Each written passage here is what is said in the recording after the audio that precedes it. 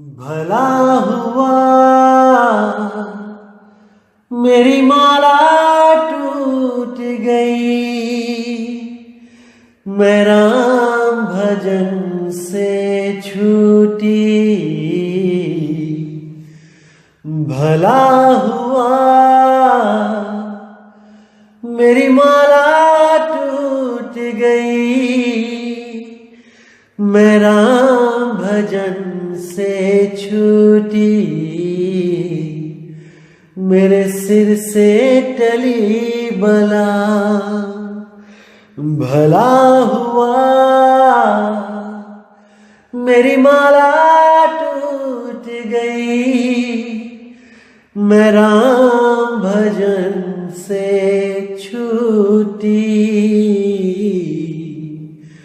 मैं राम भजन से छूटी। नमस्कार मेरे प्यारे भाइयों, मेरे परमात्मा के प्यारे जीव हंसों। दास हमेशा परमात्मा से यही अरदास करेगा कि आप सब मेरे भाइयों का विवेक पहले से और ज्यादा ज्यादा और ज्यादा बढ़ता ही जाए। ऐसी कोई चीज ना रहे जो आपके समझ में ना आए, ऐसी कोई वाणी ना रहे जो आपको भ्रमित कर पाए। क्योंकि दोस्तों आपको बताना चाहूंगा कि वाणी बहुत प्रकार की है। सार वाणी और असार वाणी दोनों प्रकार की वाणियां होती हैं। लेकिन सतगुरु क्या कहते हैं कि हमने सार वाणी को ग्रहण कर लेना है और असार वाणी को त्याग देना है। जैसे जब हम किसी बच्चे को स्कूल में डालते हैं तो उसकी जो पढ़ाई होती है वो बहुत ही छोटे लेवल की होती है। जैसे A for apple, B for bat, C for cat, वो पूरा साल यही रटता है कि ए से एप्पल, बी से बैट, सी से कैट। लेकिन जब वो 5वीं में आ जाता है या 10वीं में आ जाता है तब उन किताबों का कोई मतलब नहीं होता। अगर कोई 10वीं का बच्चा उस किताब को पढ़ने लग जाए दोबारा से तो उसको कोई ज्ञानी नहीं बोलेगा, उसको एक नादान बालक बोला जाएगा कि ये बच्चा है। इसी प्रकार वाणियों में भी लेवल होता है। शुरुआत की वाणियां बहुत छोटे निम्न लेवल की होती हैं, उसके बाद कुछ लेवल ऊंचा किया जाता है ताकि उसको कुछ समझ में आए। उसके बाद और लेवल ऊंचा किया जाता है। जो सबसे टॉप का लेवल होता है वो सार वाणी होती है, वो भेदवाणी होती है। उसके लिए भेदी गुरु की जरूरत पड़ती है। जैसे आपको बताया था मैंने कि 4 प्रकार के गुरु होते हैं। पहले प्रकार का जो होता है वो चींटी की चाल से चलना सिखाता है। दूसरा जो होता है वो मकड़ी की चाल से चलना सिखाता है। जो तीसरे प्रकार का गुरु होता है वो मछली की चाल से चलना सिखाता है। और जो चौथे प्रकार का गुरु होता है वो विहंगम चाल से चलना सिखाता है। ये चारों चालें अलग अलग हैं। और अगर कोई कहे कि ये चारों चालें बदल जाती हैं, यानी पहले मैं चींटी की चाल चलूंगा, फिर अपने आप ही वो मकड़ी की चाल बन जाएगी, फिर अपने आप ही भक्ति करते करते वो मछली की चाल बन जाएगी और फिर वो विहंगम हो जाएगी, तो ऐसा नहीं होता। ऐसा अगर हो जाए तो जो आपको राम नाम देते हैं, जो लोग राम जी की कथा गाते हैं और केवल राम जपने के लिए देते हैं, तो उस राम से भी आपका मोक्ष हो जाना चाहिए। क्योंकि वो राम का भी एक जाप है। अगर जाप जपते जपते स्वयं अजपा हो जाए और वही अनहद हो जाए और वही सार हो जाए, फिर तो सतगुरु की जरूरत ही नहीं है। किसी को भी गुरु बना लो और किसी से भी कोई मंत्र ले लो, वो अपने आप ही बदलता चला जाएगा। ये बातें कोई मूर्ख ही कर सकता है, ज्ञानी पुरुष ऐसी बातें नहीं करते। तो मेरे भाइयों, आज जो हम वाणी लेंगे वो गरीबदास जी की वाणी लेंगे और एक वाणी नहीं लेंगे, कई वाणियां ली जाएंगी जिनके बीच बीच में अर्थ बताए जाएंगे, वो गूढ़ रहस्य बताए जाएंगे। जिसके लिए मैं हमेशा बोलता हूं कि मूर्खों को समझाने के लिए, कम अकल जीव को समझाने के लिए बंदी छोड़ को कई तरह की लीलाएं करनी पड़ती हैं। बहुत कुछ छल छिद्र करने पड़ते हैं, कि ये जीव समझ जाए। कई जगह उन्होंने लोकों का वर्णन किया कि सतलोक में ये मिलेगा, वो मिलेगा, अलख लोक में ये होगा, वो होगा। गरीबदास जी ने भी बहुत कुछ बोला कि वहां पर ऐसे ऐसे मिठाइयां होंगी, हंस होंगे, हंसिनी होंगी, वहां पे नगाड़े बजेंगे, चंवर करेंगे, सिंहासन लगा होगा परमात्मा का। बहुत कुछ बोला, लेकिन वो सार नहीं है। आज सार और असार वाणी का निर्णय करेंगे कि एक ही संत दो चीजें कैसे बोल सकता है, वो भी एक दूसरे के विपरीत। आज इसका निबेड़ा करेंगे ताकि आपके आंखों से जो भ्रम की पट्टी है, जो इन अधूरे गुरुओं ने और कसके टाइट करके बांध दी है, आज उसको खोल देंगे। तो सबसे पहले वाणी लेते हैं गरीबदास जी की। क्या कहते हैं साहिब? सतगुरु के लक्षण कहूं मधुरे बैन विनोद, चार वेद शास्त्रा कहे 18 बोध। अब ये जब वाणी गरीबदास जी महाराज ने लिखी तो उसका कोई कारण था। उसका मतलब ये नहीं था कि जो इन वेद, इन 18 पुराण को जो समझाएगा वही सतगुरु होगा। अरे मेरे भाई, आज तक यही तो करते आए हैं हम लोग। अगर इन ग्रंथों को समझाने वाला सतगुरु होगा तो फिर संतों के ग्रंथों को समझाने वाला क्या होगा? इतना भी नहीं समझ पाया कोई। ये प्रथम क्लास की पढ़ाई है, पहली क्लास की, कि कम से कम जो कुछ भी नहीं करता है, जो मांस भक्षण करता है, शराब पीता है, तो कम से कम उस गुरु की शरण लग जा जो वेदों की कहानियां, जो पुराणों की कहानियां, श्री रामचंद्र जी की, श्री कृष्ण जी की कहानियां सुना के उसके मन में थोड़ा सा प्रेम पैदा करे कि भगवान भी कोई चीज है। ये इसलिए बोली गई है, इसलिए नहीं बोली गई है कि सतगुरु आके पुराण में बताएगा, खोल के, वेद खोल के बताएगा। बिल्कुल नहीं। कैसे नहीं, वो अब बताते हैं। तो गरीबदास जी क्या कहते हैं? पोथी तो थोथी भई थूक बिलोवे काही, चार वेद पंडित पढ़िया ओ अक्षर नहीं माही। ओह अक्षर नहीं अक्षर कलम लिखिया नहीं जाए, पूछे व्यास सुखदेव को कथा कहत है काहे।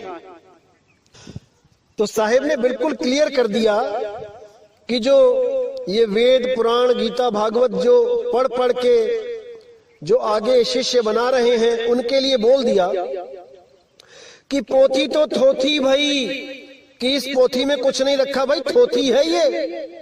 थूक बिलोवे काही, कि जैसे दही को मथ के मक्खन मिलता है, लेकिन पानी को मथ के कुछ भी नहीं मिलता है।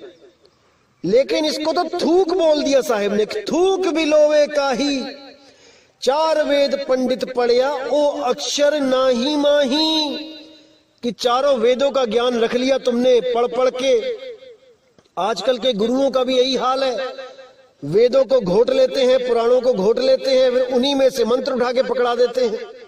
साहिब कहते हैं ओ अक्षर नाही माही, जिस अक्षर की कबीर साहब, गरीब साहब, सब संत बात कर रहे हैं, वो अक्षर इन वेद पुराणों में है ही नहीं। एक अक्षर की बात है केवल, वो एक अक्षर जिसको मिल जाए उसका बेड़ा पार हो जाए। अब साहिब कहते हैं ओ अक्षर नहीं अक्षरम कलम लिखिया नहीं जाए, पूछो व्यास सुखदेव को कथा कहत है काहे। कि वो नी अक्षर, वो एक ऐसा अक्षर जो नी अक्षर है, जो अक्षरों में नहीं आता, वो कलम लिखिया नहीं जाए, उसको कलम लिख ही नहीं सकती। यार तुम कौन से ग्रंथ ढूंढ रहे हो, कौन से ग्रंथों में उस अक्षर को ढूंढ रहे हो? वो किसी ग्रंथ में नहीं लिखा है, वो लिखा ही नहीं जा सकता, क्योंकि साफ बोल दिया कलम लिखा नहीं जाए। कलम के द्वारा उस अक्षर को लिखा ही नहीं जा सकता किसी ग्रंथ में। अरे तुम क्या सोच रहे हो, क्या पढ़ रहे हो, क्या ढूंढ रहे हो ग्रंथों में? वो अक्षर ग्रंथों में नहीं है, जिसके लिए गरीबदास जी ने बोला 52 अक्षर लेख राम रंग होरी हो, वो आखर या में ना ही राम रंग होरी हो, रहे शेष का शेष राम रंग होरी हो, कागज कलम कलेश राम रंग होरी हो। कि ये कागज कलम कलेश है, ये अक्षर तुम्हें उलझाने के लिए बनाए गए हैं। अगर तुम इन अक्षरों का जाप करते हो, अगर इन अक्षरों को पढ़ के ज्ञान को समझते हो कि वो अनाम है, अकह है, अबोल है, अचल है, तो ये अक्षर तुम्हारे साथी हैं, ये तुम्हें दिशा दे सकते हैं। लेकिन अगर तुम वो अक्षर भी इसमें ढूंढते हो जो परमात्मा ने इन ग्रंथों से परे रखा है, तो तुमसे बड़ा मूर्ख कोई नहीं है भाई। परमात्मा ने साफ बोला है, 33 अरब ज्ञान हम भाखा, मूल ज्ञान को न्यारे राखा। वो मूल शब्द को, वो सार शब्द को न्यारा रखा है, हर ग्रंथ से न्यारा, क्योंकि वो लिखा ही नहीं जा सकता, उसको कोई लिख ही नहीं सकता, वो सार नाम ऐसा है। लेकिन इन अधूरे गुरुओं ने ऐसा जाल बुना कि सब उसमें उलझ गए, बुद्धि विवेक भ्रष्ट कर दी सबकी। लेकिन मेरे भाइयों, अब बिल्कुल चिंता ना करो, एक एक चीज को ऐसे खोल के समझा दिया जाएगा कि आने वाले अनंत युगों तक ये काल के दूत किसी को नहीं भरमा पाएंगे। ये मेरा वादा है आप लोगों से। लेकिन आपने भी पूरा विवेक लगाना है कि मैं कहना क्या चाहता हूं, तभी बात बनेगी मेरे भाई। अन्यथा मैं ऐसे ही बोल के एक दिन चला जाऊंगा और कुछ हाथ पल्ले नहीं लगेगा। इसीलिए बोल रहा हूं, पूर्ण विवेक जगा लो अपना। एक भी ऐसी चीज ना रहे जो आपको भ्रमित करे, दिल में शंका उत्पन्न करे, ऐसी कोई चीज ना रहे। तो गरीबदास जी कहते हैं, ओ अक्षर नी अक्षरम, कलम लिखिया नहीं जाए, पूछी व्यास सुखदेव को, कथा कहत है काय। कि क्यों तुम ये कथाएं कह कह के जीव को उलझा रहे हो? वो अक्षर इन कथाओं में नहीं मिलेगा, ना ही इन कथाओं को सुन के किसी का मोक्ष होगा, क्योंकि मुक्ति केवल और केवल शब्द से मिलती है मेरे भाई। और शब्द ही मुक्ति का दाता है, शब्द ही गुरु है, कोई देह गुरु नहीं है। देह गुरु तो केवल शब्द का भेद बताने के लिए संसार में आता है, उसके बाद वो शब्द का भेद बता के चला जाता है। और जो शब्द का भेद आपको दिया जाता है, असल में वही शब्द गुरु है, जो आपकी सुरती की संभाल करेगा, जो आपकी सुरती को इस 3 लोक से पार करेगा। उसी शब्द को ध्याना है मेरे भाई, उसी शब्द को ध्याना है, जिसके लिए गरीबदास जी ने बोला, सुरग नरक नहीं मृत्यु है, नहीं लोक बंधान, गरीबदास जिंदा कहे, शब्द सत्य प्रमाण। देखो यहां कितना क्लियर कर दिया। अगर आप विवेकी होगे, एक पल में समझ जाओगे कि यहां क्या बताया जा रहा है। सुरग नरक नहीं मृत्यु है, यानी जो ज्ञानी जीव होते हैं उनके लिए स्वर्ग नरक मृत्यु ये कुछ नहीं होता, कुछ भी नहीं होता। वो कभी मरते नहीं हैं, वो अमर होते हैं। ये दुनिया का भ्रम है कि कोई मर रहा है या कोई पैदा हो रहा है। आत्मदेव कभी मरता और पैदा नहीं होता, वो हमेशा हमेशा अचल है। अगर उस आत्मदेव को आपने अपने स्वरूप को प्राप्त कर लिया तो आप भी जन्म मरण से, स्वर्ग नरक से न्यारे हो जाते हो। तो यहां बिल्कुल क्लियर कर दिया, स्वर्ग नरक नहीं मृत्यु है, नहीं लोक बंधन, किसी लोक का बंधन नहीं है मुझे कि मैं सतलोक जाऊंगा, कि अलख लोक जाऊंगा, कि स्वर्ग जाऊंगा, कि ब्रह्म लोक जाऊंगा, कि पाताल लोक जाऊंगा। अब मैं किसी लोक में नहीं जाऊंगा, अब मैं शब्द में रहूंगा। आगे क्या कहते हैं, गरीब दास जिंदा कहे, शब्द सत्य प्रमाण, कि वो शब्द सत्य है, ये प्रमाण दे रहा हूं मैं आपको। जिस शब्द में आपने सुरती को धरना है, अरे सुरत समाए शब्द में, वाह को काल ना खाए। किस शब्द को?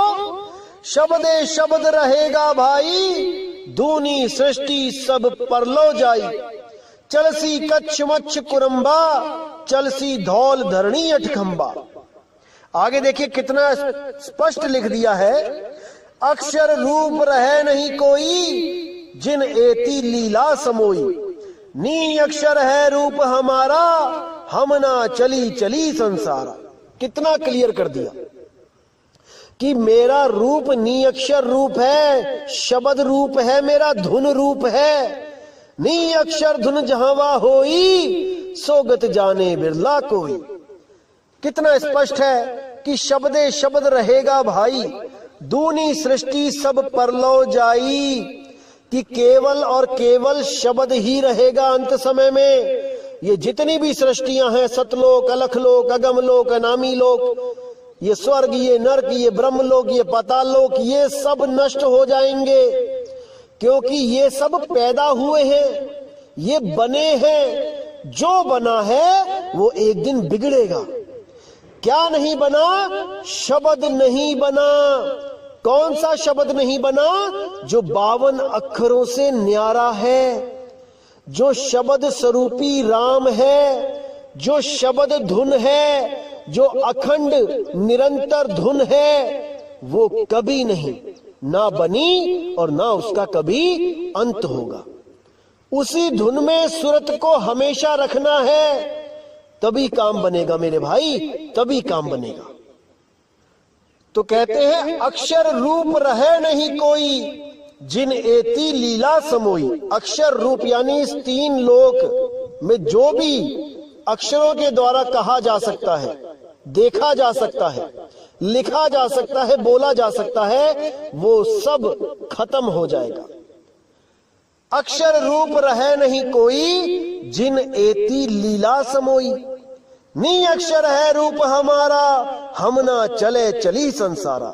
मेरा रूप नी अक्षर रूप है, जिसको हम पीव कहते हैं। 3 रूप बताए मैंने आपको, एक जीव रूप, एक शिव रूप, एक पीव रूप। शर, अक्षर, नी अक्षर।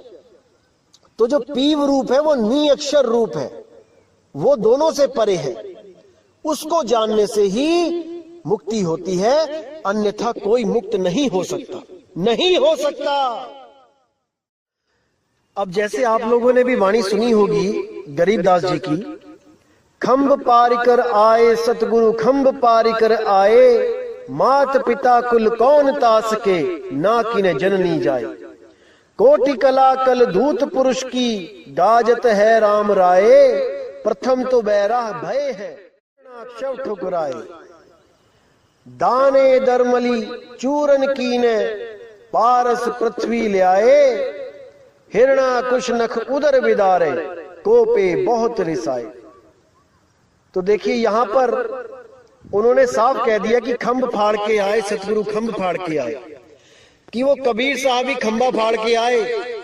इसी तरह और भी लिखा कि द्रौपदी की लाज कबीर साहब ने बचाई, और भी बहुत कुछ लिखा। लेकिन ये सब लिखने का कुछ उद्देश्य था भाई, ये सारवाणी नहीं है। अगर आप ये मान के बैठ जाओ कि खंभा फाड़ के जो निकला वो कबीर ही था, तो कहां से सिद्ध करोगे कि कबीर साहब दया का सागर है? फिर तो वो किसी का पेट भी फाड़ सकता है। हजारों जीवों को मारा वहां है नरसिंह अवतार ने, फिर तो कबीर साहब जीवों को मार भी सकता है। अरे जब 52 बार मारा गया तब तो उन्होंने पलट के कभी वार किया नहीं। वहां पर कैसे किसी जीव को मार सकते हैं सतगुरु बंदी छोड़? इतनी भी बुद्धि नहीं लगा पाए, इतना भी विवेक नहीं जगा पाए, और इन अधूरे गुरुओं के कहने मात्र से उस खंबे को फाड़ने वाला जो काल का अवतार था उसको सतगुरु कबीर साहब घोषित कर दिया। हैरानी होती है मुझे कि उन गुरुओं को यही नहीं समझ में आया कि सारवाणी और असारवाणी क्या होती है। सारवाणी अलग होती है भाई, उसमें से सार निकालना पड़ता है, और असारवाणी होती है नादान शिष्यों के लिए, जैसे धर्मदास जी के लिए लोक बताए कि सतलोक में ऐसा होगा वैसा होगा, ताकि धर्मदास जी का मन बैकुंठ लोक से छूट जाए, ब्रह्मलोक जाने से मना कर दे। इसीलिए साहिब ने बोला, ना कहीं आना ना कहीं जाना, आपे में आप समाना, शब्द में शब्द समाना। इसीलिए बोला। तो क्या कहते हैं, अगली वाणी में देखिए गरीबदास जी, तब आपको समझ में आएगा कि सारवानी और असारवानी क्या होती है। आइए देखते हैं। तो अपने ही ग्रंथ साहब में पेज नंबर 797 पर साफ लिखा है, साधो अविगत रूप अपारा हो, आसन असतल नहीं तास के, है माही पर न्यारा हो। अब यहाँ पे साफ बोल दिया कि अविगत रूप, वो रूप जो किसी को नहीं पता, वहां कोई नहीं पहुंच सकता। अविगत, जहां पर किसी की गति न जा सके। अविगत रूप अपारा हो, आसन असतल नहीं तास के, वहां कोई आसन नहीं लगा भाई। कोई सोचे वहां सिंहासन पे परमात्मा बैठा है, ऐसा नहीं है। आसन असतल नहीं तास के, माही पर न्यारा हो, है माही पर न्यारा हो। यानी वो इस घट पे ही है, इस शरीर के द्वारा ही मिलेगा, लेकिन इस घट में होता हुआ भी इससे न्यारा है। ये भेद है। कैसे प्राप्त होगा? केवल और केवल भेदी सतगुरु से प्राप्त होगा कि वो कैसे घट में होता हुआ भी घट से न्यारा है। ये तभी पता लगेगा भाई जब किसी भेदी गुरु की शरण में जाओगे। अब आगे साफ लिखा है, नरसिंह रूप धरे नहीं सतगुरु, नहीं बावन अवतारा हो, हिरण्याकुश के उदर बिदारे, यहो माया विस्तारा हो। कि नरसिंह रूप का जो लोगों ने बोल दिया कि कबीर साहब का रूप था, वो नहीं था। नरसिंह रूप धरे नहीं सतगुरु। समझ जाओ इस बात को मेरे भाई, समझ जाओ। जो अभी भी नहीं समझेगा वो कभी नहीं समझेगा, क्योंकि मेरे भाई समझने के लिए बात है जरासी, नहीं तो 84। तो साहिब ने साफ लिख दिया, नरसिंह रूप धरे नहीं सतगुरु, नहीं बावन अवतारा हो, हिरण्याकुश के उदर बिदारे, यहो माया विस्तारा हो। ये माया का विस्तार है, ये कबीर साहब का रूप नहीं है जो खंबा फाड़ के बाहर आ गए और लाखों जीवों को मार दिया। ये सब माया का परपंच है, माया का खेल है। तो आइए देखें कि इस वाणी से, ये गरीबदास जी जो शिष्य है कबीर साहब के, इस वाणी से गुरु जी की वाणी मैच खाती है कि नहीं। आइए देखते हैं। उससे भी पहले हम कबीर साहब की वो वाणी देखेंगे जो छोटे बच्चों को समझाने के लिए उन्होंने बोली है, यानी जो भक्ति से जिनका लेना देना नहीं है उनको कुछ समझाने के लिए बोली है, जिसको हम जगतवाणी कह देते हैं। भगतवाणी नहीं है ये जगतवाणी है। तो क्या कहती है वाणी? गुरु ग्रंथ साहब अंग नंबर 1194 1194 पे, प्रभथम्ब ते निकसे कै बिसथारी, हर नाखस छेदियो नख बिदार, ओ परम पुरख देवादि देव, भगत हेत नरसिंह पेव, कहे कबीर को लखे न पार, प्रहलाद उघारे अनेक बार। अब इस वाणी को दिखा के भी कई लोग सिद्ध करते हैं कि देखो गरीबदास जी भी कह रहे हैं कि खंभ फाड़ के सतगुरु बाहर आए, और कबीर साहब भी कह रहे हैं कि वो देवादि देव परम पुरुष वही रूप धारण करके आया। नहीं मेरे भाई, इसी को समझना है। भगतवाणी और जगतवाणी में बहुत फर्क होता है। जब तक आप भगतवाणी यानी कि असार के साथ जुड़े रहोगे, आप सार को प्राप्त नहीं कर सकते। इसी तरह हर वाणी का अलग मतलब निकलता है जब आप किसी भेदी सतगुरु के पास जाते हो। अब इस वाणी से सिद्ध हो जाता है कि गरीबदास जी ने जो बोला था कि खंभ फाड़ के बाहर निकले सतगुरु, वो सही है। लेकिन अब अगली वाणी आप देखिए बीजक में से, तब आपको समझ में आएगा कि सत्य क्या है, असत्य क्या है। तो आइए देखें बीजक की वाणी क्या लिखा है। संतों आवे जावे सो माया, साफ कर दिया साहिब ने कि जो आए और जाए वो माया है। संतो आवे जावे सो माया है, प्रतिवाल काल नहीं वाके, ना कहूं गया ना आया। जो परमात्मा है असली वो कहीं आता जाता नहीं है, वो अचल है, अबोल है, अडोल है, अकह है, अनाम है। का मकसूद मच्छ कछ होना, संखा सुर न संहारा है। दयाल द्रोह नहीं वाके, कहूं कौन को मारा। कि वो तो दयाल है, वो किसको मारेगा। और जो ये सोचता है कि वो किसी को आके मारता है तो उससे बड़ा मूर्ख कोई नहीं। वो किसी को नहीं मारता भाई। तो आगे साफ कह दिया, ये सब काम साहिब के नहीं, झूठ कहे संसारा। खंब फार जो बाहर होई, ते ही पतीजे सब कोई। हिरण्या कुस नख उदर बिदारे, सो करता नहीं होई।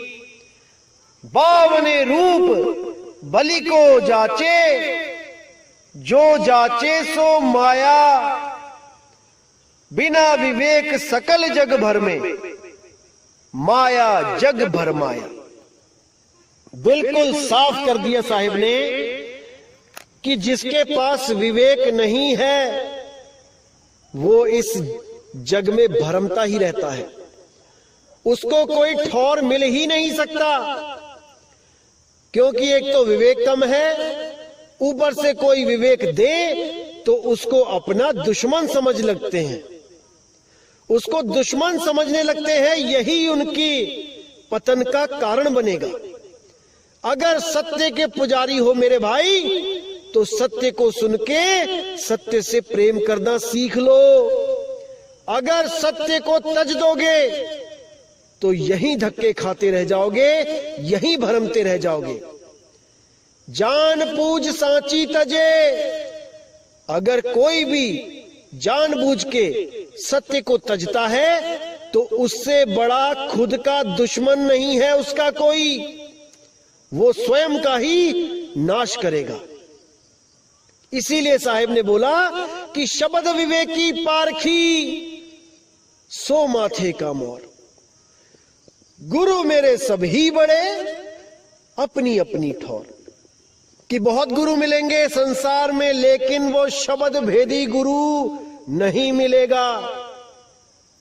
करोड़ों में से कोई एक गुरु होगा जिसके पास शब्द का भेद है, अन्यथा सबके सब इन 52 अक्षरों में ही खुद भी उलझ जाएंगे और अपने भक्तों को भी उलझा देंगे। और भक्ति करवा के 52 अक्षरों की किसी ना किसी लोक में भेज देंगे। फिर उसी लोक से वापस यहीं पर आके जन्म लेना पड़ेगा। और पता नहीं कौन सा जन्म मिले, कुत्ता बिल्ली बकरा हाथी घोड़ा, कोई ठा नहीं मिलेगा भाई, कोई रास्ता नहीं मिलेगा। इसीलिए साहिब कह रहे हैं कि फूटी आंख विवेक की, लखे न संत असंत, जाके संग 10-20 है, वाको नाम महंत। जिसके साथ 50, 100, 1000, 10,000 बंदे खड़े हो जाते हैं, वही जगत गुरु बन के बैठ जाता है, वही सतगुरु बन के बैठ जाता है। अरे भाई, विवेकी सतगुरु को ढूंढो, अन्यथा यहीं भटकते रहोगे, यहीं भटकते रहोगे। तो इन वाणियों को पढ़ के अगर कोई ये सोचने लगे कि देखो कबीर साहब और गरीबदास तो दोगले हैं, एक जगह कहते हैं कि वो खंबा फाड़ के सतगुरु निकला, कबीर निकला, और एक तरफ कहते हैं कि वो माया थी, तो सब उनको दोगले समझने लग जाएंगे। लेकिन ऐसा नहीं है भाई। बच्चों को समझाने के लिए ज्ञान कुछ और होता है, बड़ों को समझाने के लिए ज्ञान कुछ और होता है। नादान लोगों को समझाने के लिए ज्ञान कुछ और तरीके से समझाना पड़ता है, और विवेकी पुरुषों के लिए ज्ञान कुछ और होता है। इसी तरह जब मैं कहता हूं कि किसी लोक में नहीं जाना, कोई लोक नहीं है, ये नहीं है, वो नहीं है, कहीं नहीं जाना, तो आप लोग मुझे झूठा समझने लग जाते हो। जबकि मेरी इस बात में बहुत बड़ा भेद छुपा होता है जो आपके समझ में नहीं आ सकता। इसीलिए कह रहा हूं कि मैं वही बोलता हूं जो कबीर साहब बुलवाते हैं। उन्होंने क्या बोला इन लोगों के लिए कि लोक अलोक शब्द है भाई, जिन जाना तिन संशय जाई। एक तरफ कबीर साहब ने पूरा जोर लगाया कि सतलोक में सतपुरुष है, ऐसे 16 पुत्र पैदा हुए, ऐसे सृष्टि बन गई, ऐसे काल के जाल में फंस गए सब जीव। और एक तरफ कह रहे हैं कि लोक अलोक शब्द है भाई, कोई लोक नहीं है, जितने भी लोक हैं ये सब जाल है, ये सब भरम जाल है, कोई लोक नहीं है। शब्द में आ जाओ, शब्द ही लोक है, शब्द ही परमात्मा है, शब्द ही गुरु है, शब्द से भिन्न और कछु नहीं। तो इस शब्द को समझ जाओ मेरे भाई। आप लोग इसलिए नहीं समझ पा रहे हो क्योंकि अभी आप पवित्र ज्ञान में उलझे हो। जिस दिन आपको मूल ज्ञान की समझ आ गई उस दिन आप पवित्र ज्ञान को त्याग दोगे। पवित्र ज्ञान तुम जग में भाखो, मूल ज्ञान गुप्त कर राखो। मूल ज्ञान तब लग छुपाई, जब लग द्वादश पंथ ना मिट जाई। मेरे भाई समय आ गया है, अब समझ जाओ मूल ज्ञान को। अभी भी नहीं समझे तो कभी नहीं समझोगे मेरे भाई, कभी नहीं। तो इसीलिए मेरे भाई वाणी बहुत प्रकार की है, वाणियों में बहुत गहरे भेद छुपे होते हैं, रहस्य होते हैं। हर आदमी के बस की बात नहीं होती है वाणियों को खोलना। इसीलिए मैं कह रहा हूं कि हमारे सत्संग को सुन के पूरा विवेक जागृत करो कि क्या बताया जा रहा है, और पूरा मनन करो। अपने आप से सवाल पूछो कि जो मैंने कुछ बोला है वो सत्य बोला है कि असत्य बोला है। मेरे भाई जवाब आपके अंदर से आएगा, किसी को पूछने की जरूरत नहीं पड़ेगी कि मैं क्या बोल रहा हूं। एक एक चीज अंदर से आएगी। और जिस दिन आप मेरी बातों को समझने लग गए, याद रखना मेरे भाई, उस दिन मैं नहीं कोई और समझा गया आपको। क्योंकि इस दास के बस की बात नहीं है कि किसी को समझा सके, क्योंकि 10 साल मैंने पूरी कोशिश करके देख ली थी समझाने की, पर नहीं समझा पाया। तो अगर कोई आपको समझा गया तो वो कोई और होगा मेरे भाई, वो बंदी छोड़ कबीर होगा। वही आपके विवेक को बढ़ा सकता है। इस दास में इतनी समर्थता नहीं कि किसी का विवेक बढ़ा सके। और जब बंदी छोड़ समझाना शुरू करेंगे मेरे भाई तो सपने तक में ये सत्संग चलेंगे, सपनों में भी आपको ये सत्संग प्राप्त होगा। इसको अनुभव करके देख लेना। याद रखना मेरे भाई, सपने में भी सत्संग चलेंगे। और जिस दिन सपने में सत्संग चलने लग गए उस दिन समझ लेना कि आपका आत्म कल्याण अब दूर नहीं है।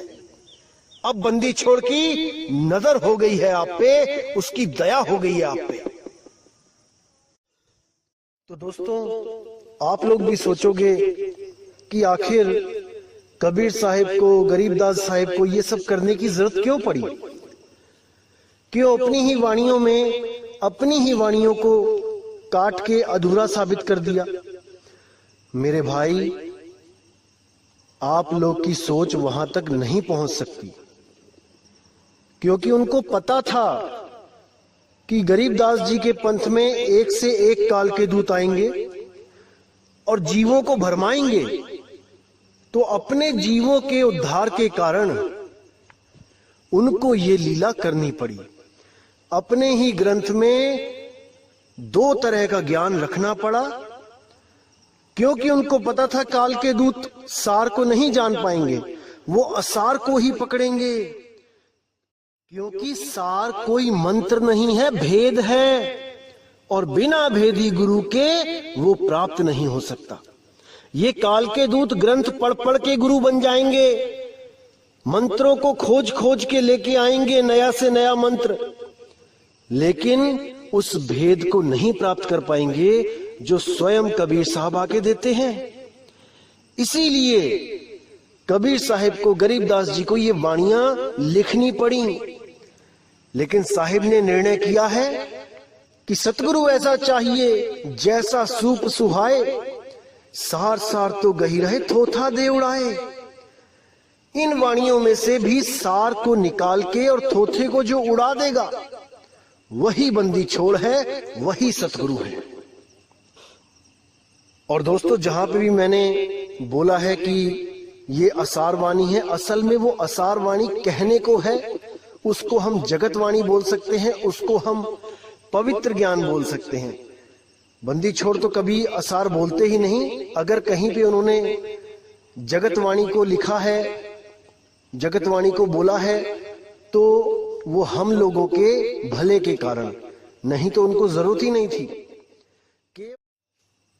केवल और केवल कालदूतों से उस मूल ज्ञान को छुपा के पवित्र ज्ञान को उजागर करने का मकसद ही यही था कि ये मूल ज्ञान इनके हाथ ना लगे। भले इनके पास भेद ना हो, अगर ये लोग आत्मा की बातें करने लग जाते तो वो मूल ज्ञान के जैसे ही हो जाती। भले उनके पास मूल ज्ञान ना होता, लेकिन वैसी बातें करके वो जीवों को भ्रमित कर देते। जीवों को लगता हमारे गुरु भी यही बात करते हैं जो ये मदन साहिब के पंथ वाले बात करते हैं, हमारे गुरु भी यही बोलते हैं कि आत्मा को प्राप्त करना है।